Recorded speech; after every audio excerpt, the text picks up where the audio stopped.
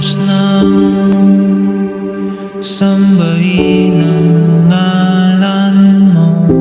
Sa mundong patuloy sa pag-ikot, may alaala't pangalang nalilimot. Mga salitang minsang sinambit, na tila ba kinukutkot.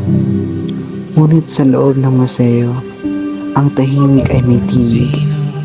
Bawat pintat antikong bakas, may kwentong pilit bumabalik.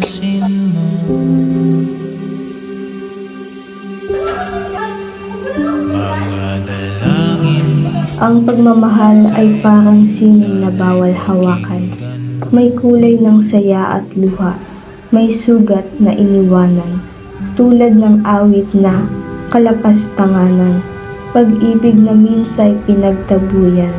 Itinuring na mali, ngunit hindi kailanman nakalimutan.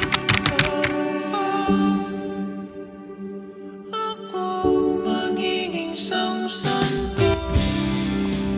Noong 1953, nilikha ng pambansang alagad ng sining na si Carlos Botong Francisco ang mural na The Progress of Medicine in the Philippines sa atas ng mga doktor ng Philippine General Hospital.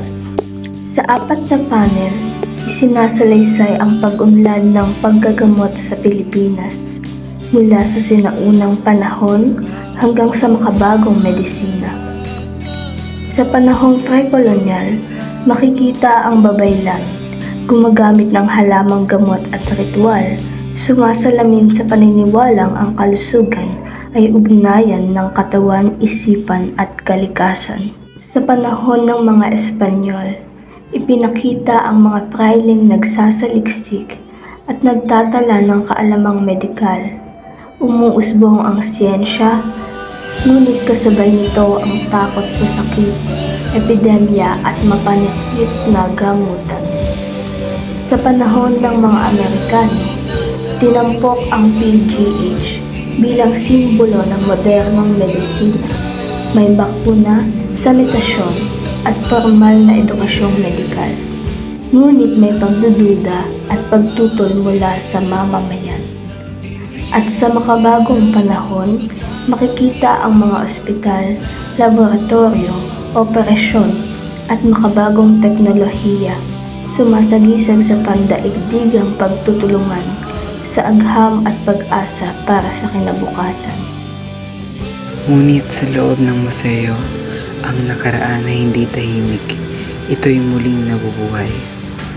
Isa sa mga obrang patuloy na nagsasalaysay ang reliefe ni Jose P. Alcantara. Nilikha noong 1961 para sa Pilam Life Theater. Ito ngayon ay isa sa pinakatanyag na modernong eskulturang Pilipino.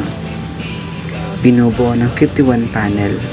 Ang obra ay naglalakbay mula sa pananampalataya ng mga debotong patungong Antipolo hanggang sa sining at agham.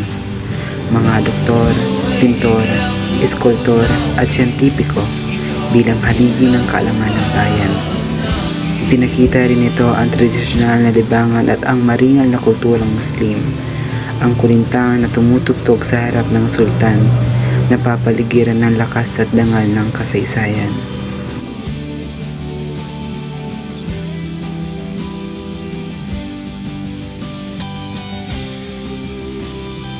Sa loob ng museo, may mga kwentong hindi isinusulat ng salita, kundi ipinipinta ng kulay, galaw at damdamin.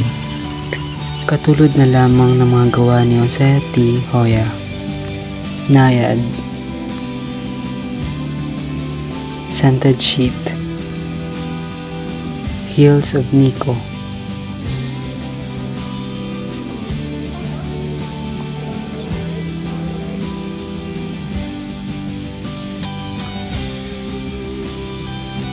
Kamusta?